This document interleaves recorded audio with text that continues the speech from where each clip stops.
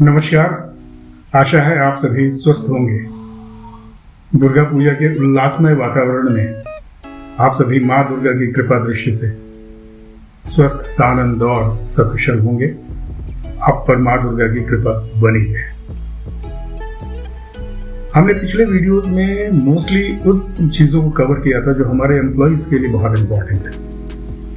आज के इस वीडियो में मैं उन चीजों पे एम्फेसिस करने जा रहा हूँ जो हमारे लीडर्स के लिए, रीजनल मैनेजर्स के लिए, एजीएम ऑफ द ब्रांचेस के लिए, एजीएम ऑफ द सीपीसीज के लिए, डिप्टी जनरल मैनेजर्स के लिए और इवन जनरल मैनेजर्स के लिए ज़्यादा लाभकारी होंगे। मैं ये मान के चलता हूँ कि स्टेट बैंक 214 साल पुरानी संस्था है। इसके लीडरशिप क्वालिटीज इतने स्ट्रांग हैं टॉप लीडरशिप में। मैंने जो कुछ भी सीखा है अपने सारे टॉप लीडर से ही सीखा है, चाहे वो चेयरमैन हो या एमडीज हो, डीएमडीज हो, पुराने सीजीएम्स हो। और मुझे लगा कि अगर उन निचोड़ को मैं आप लोग को बताऊं, शेयर करूं, जो कि मैं करता रहा हूं अपने कार्यकाल के दौरान, लेकिन अभी भी ये जो फोरम मुझे मिला है, ये फोरम इतना बढ़िया है कि पहले जब आप किसी सर्कल या किसी मॉड्यूल या किसी नेटवर्क के हेड होते हैं तो आप उसी दायरे में बंधे होते हैं। अब आप चूंकि आप रिटायर हो चुके हैं तो आपके लिए जो आपका कनवास है वो इतना बड़ा हो गया है कि ये सिर्फ स्टेट बैंक वालों के लिए नहीं, अन्य सारे बैंक वालों के लिए, अन्य सारे ऑर्गेनाइजेशंस के लिए, सबके लिए ओपन अप है ये। और जो कुछ क्वालिटीज मैं बता रहा हूँ वो किसी भी सर्विस सेक्टर के किसी भी लीडर्स के लिए इम्पॉर्टेंट है। जो सबसे बड़ी चीज होती है ना, हम केवाईसी की बात करते हैं, हम केवाईई की बात करते हैं, नो योर एम्प्लॉइज की भी बात करते हैं, लेकिन ये सारी बातें पेपर पे होती हैं। केवाईसी का मतलब, नो योर कस्टमर का मतलब है हमने केवाईसी के डॉक्यूमेंट्स ले लिए, कस्टमर को जान लिया। केवाईई का मतलब हो गया कि हमने पुलिस वेरिफिकेशन अपने एम्प्लॉइज का करा लिया, उसका अपॉइंटमेंट प्रॉपर चैनल से हो गया और सब कुछ सारी फॉर्मेलिटीज कर दी, फाइल बना के रख दिया, केवाईई हो गया। इनफैक्ट अगर आप इन दोनों चीजों के भीतर जाएंगे ना, relationship building, know your customer का मतलब है relationship building. You have to know your customers पूरी तरह से, उनका क्या रिक्वायरमेंट है, क्या नीड है, क्या जरूरत उनको आ सकती है फ्यूचर में, एंड अकॉर्डिंगली उनको सर्विस प्रोवाइड करना, प्रोडक्ट्स देना, उनको गाइड करना, उनका फाइनेंशियल प्लानिंग मैनेज करना। Similarly, when you know your employees well, you develop inner knowledge about that employee, कौन कैसा है, क्या बैकग्राउंड है, उसमें क्या क्वालिटीज हैं, उसको हम कहाँ यूटिलाइज कर सकते हैं, वहाँ उसका वीक पॉइंट क्या है और उसको कैसे हम डेवलप कर सकते हैं। तो please know your employ well. एक लीडर की सबसे बड़ी क्वालिटी होती है कि उसके अंदर में जितने लोग काम कर रहे हैं सबके बारे में उसको पता होना चाहिए, उसको उसका नाम तक याद होना चाहिए। मैंने ये ऑब्जर्व किया अपने लाइफ में कि अगर मैं किसी को उसके फर्स्ट नाम से बुलाता हूँ ना तो वह इतना खुश हो जाता है। ये बहुत बड़ी बात होती है। अगर आप अपने एम्प्लॉय को ठीक से जानते हैं ना तो आप उसको उसके नाम से बुलाएंगे। तो know your employ well, know your employees strength and weaknesses. उसके स्ट्रेंथ को और फर्दर पॉलिश कीजिए, उसके वीकनेस को इंप्रूव कराइए और वीकनेस को खत्म कीजिए। ये आपका काम है। आपका काम उसके वीकनेस पॉइंट आउट करके उसको हरास करना नहीं है। आपका काम उसके वीकनेस पॉइंट करके उसको एम्बैरस करना नहीं है। आपका काम उसके हरदम उसके वीकनेस को पॉइंट आउट करते रहना नहीं है। और अगर वीकनेस हर आदमी में है, मुझ में भी है, आप में भी है, सब में होती है, उसको इंप्रूव करना है, उसको खत्म करना है। और ये काम आपका, अगर आप वो काम नहीं कर पाए हैं, you are not a good leader. Constantly motivate your employees. Motivation होगा तो एम्प्लॉय इंगेजमेंट बढ़ेगा। एक सर्वे हुआ था, गैलप नाम की एक इंटरनेशनल एजेंसी थी, उन्होंने एक सर्वे किया था, और भी एजेंसीज करते रहती हैं। तो उस सर्वे का जो रिजल्ट आया था वो 87% के करीब एम्प्लॉइज, जहां भी उन्होंने सर्वे किया था, डिसएंगेज्ड पाए गए। उनमें 87% एम्प्लॉइज वे आर नॉट प्रॉपरली इंगेज्ड। ये बहुत बड़ा रिस्क फैक्टर है। अगर एम्प्लॉय पूरी तरह से एंगेज नहीं होगा तो प्रोडक्टिविटी होगी ही नहीं। आप कितना भी टारगेट सेट करते रहिए, आप कितना भी पुश कीजिए, मैक्रो मैनेज कीजिए, कितना भी आप जोर से बोलिए, गुस्साइए, if employee is not engaged, they will not be productive. You will not get the result. To keep employee engaged continuously, to get them deliver as per your target, you have to motivate them constantly, guide them constantly. और motivate जब आप करते हैं तो आपको उनसे रोज communication करना होगा. So the third important factor is proper communication. Develop your proper communication channel with your employees. What happens in our organization or any organization that जैसे जैसे हम इस दूरी पे जब हम ब्रांच मैनेजर होते हैं अपने एम्प्लॉय से हमारी इतनी दूरी होती है, रीजनल मैनेजर होते हैं इतनी दूरी हो जाती है ब्रांच के स्टाफ से, डीजीएम होते हैं इतनी दूरी हो जाती है, जीएम होते हैं इतनी दूरी हो जाती है, सीजीएम होते हैं इतनी दूरी हो जाती है और उसके बाद तो फिर दूरी ही दूरी होती है. आप इस दूरी को कैसे कम कर सकते हैं?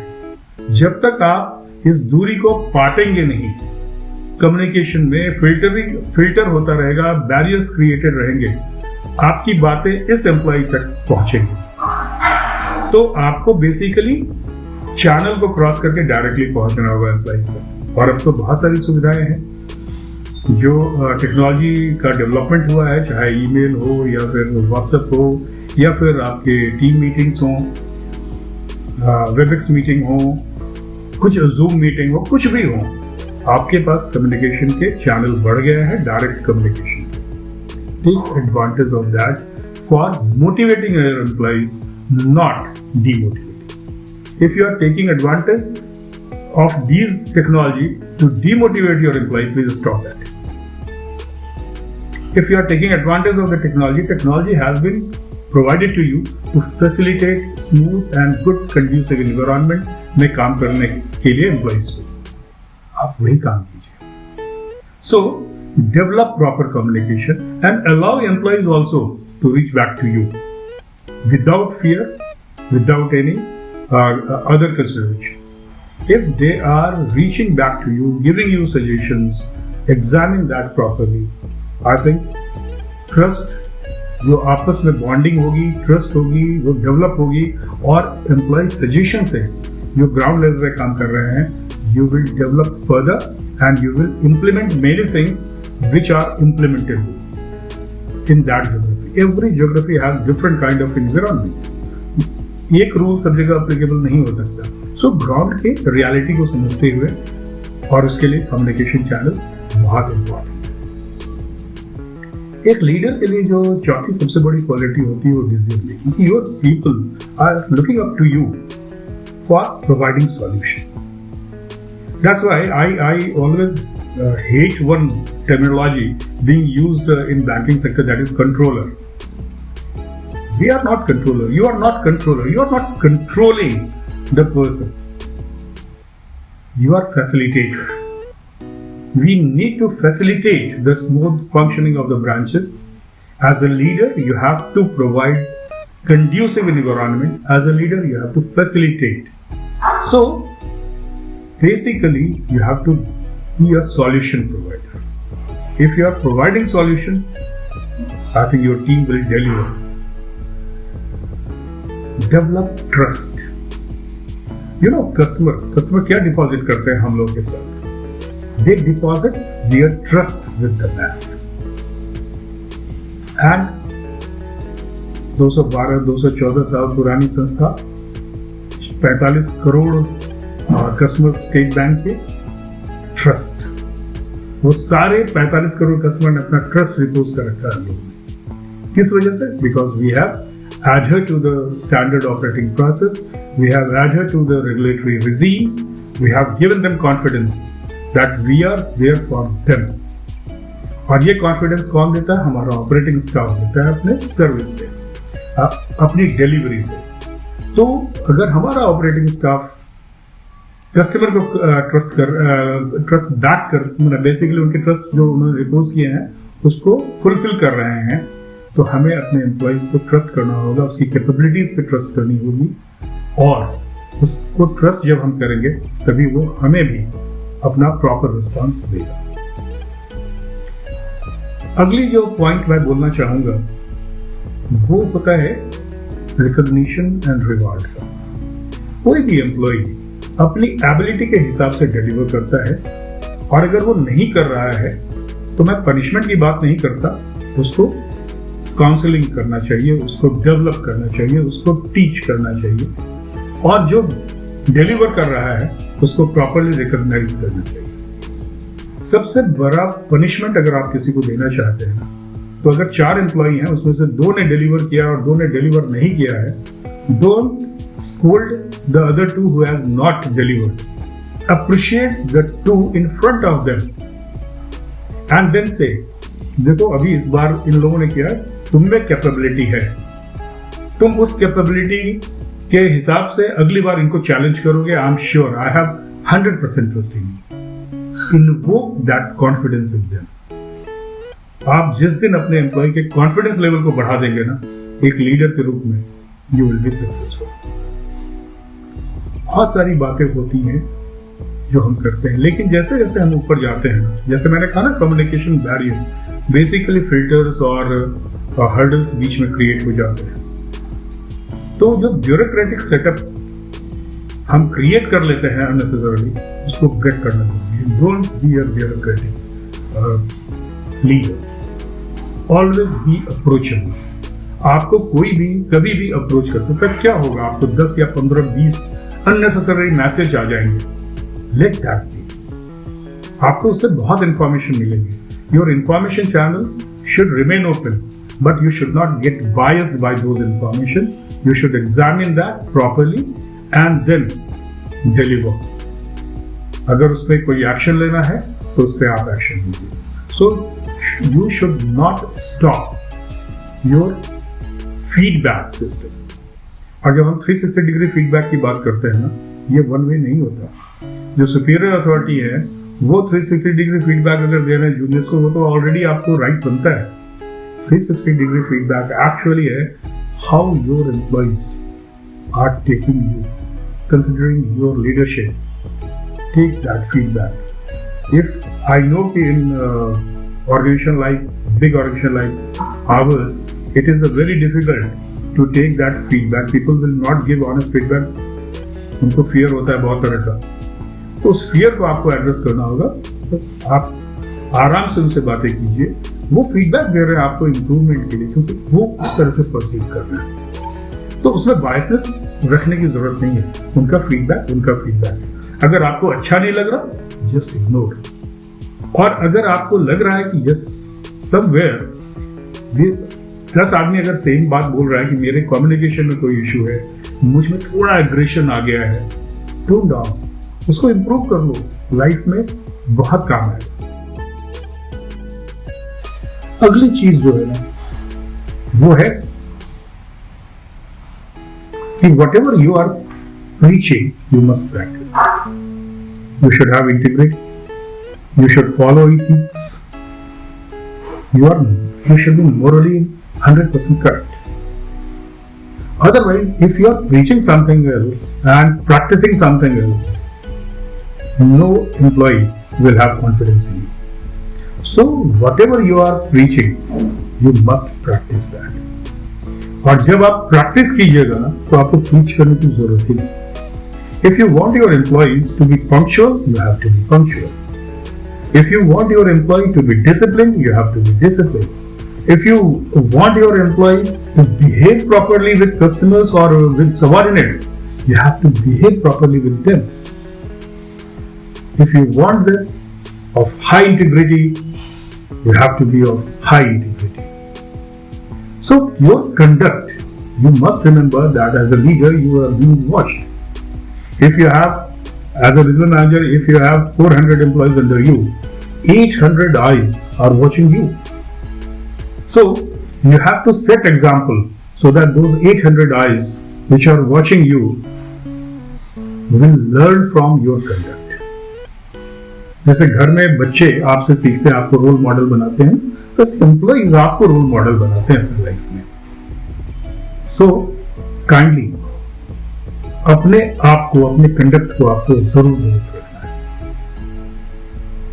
हमारे यहाँ एक आदत हम लोग की हो जाती है धीरे धीरे, जो मैं समझता हूँ, कोई भी लीडर पूछने का राइट तो रखता है, बताता नहीं। कहने का मतलब कि बिफोर यू आस्क ये काम क्यों नहीं हुआ, एक बार अपने मन से पूछ लो कि आपने बताया था ये काम कैसा हो सकता है।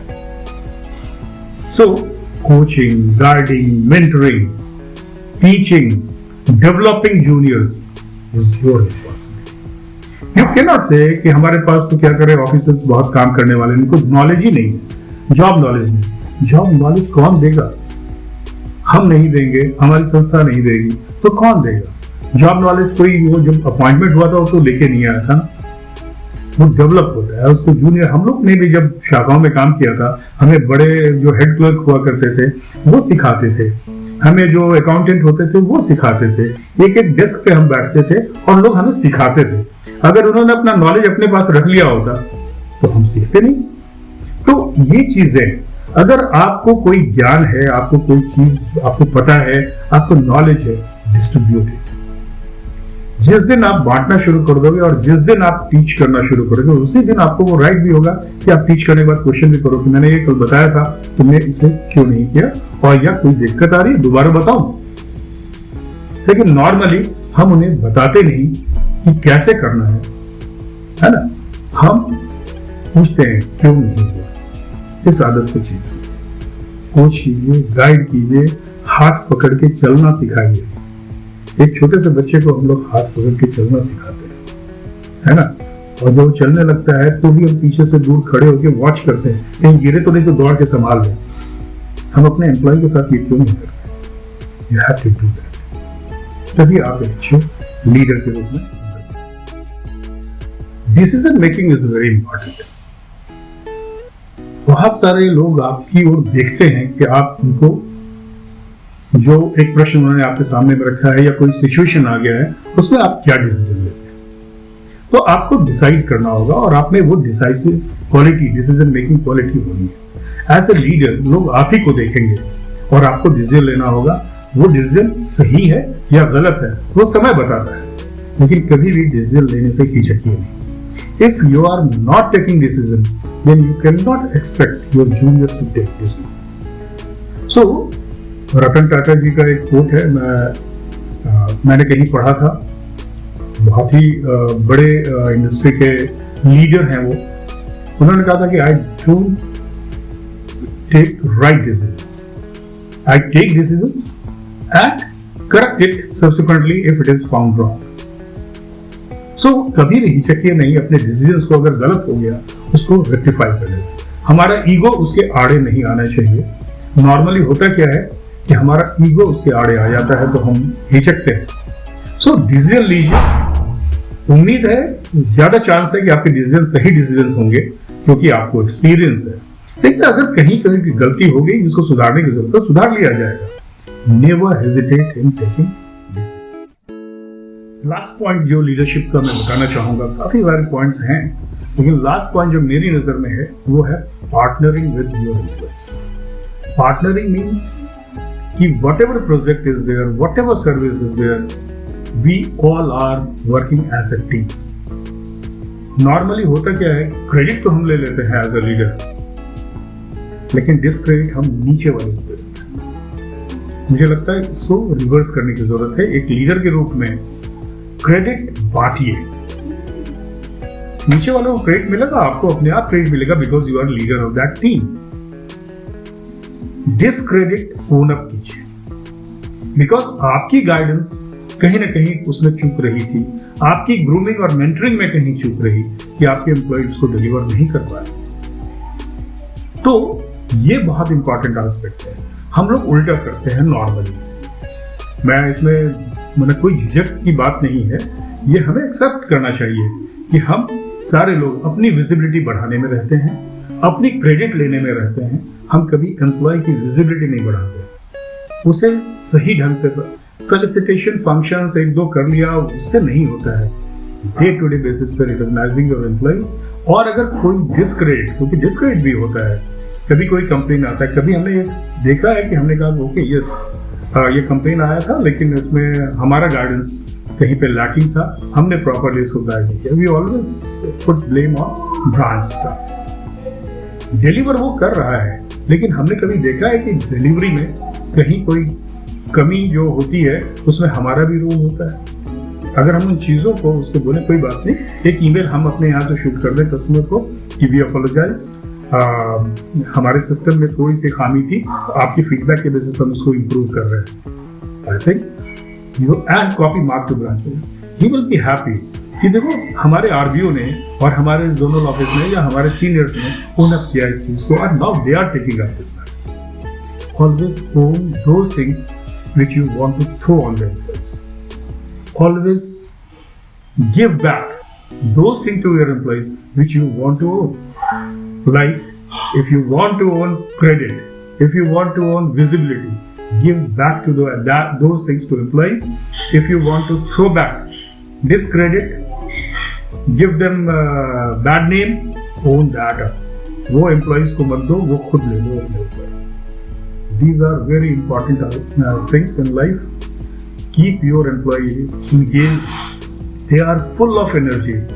Youngsters are full of energy. You know they are so tech savvy कि हम काम जो 1 घंटे में करते हैं वो 15 मिनट में करके खत्म कर लेते हैं।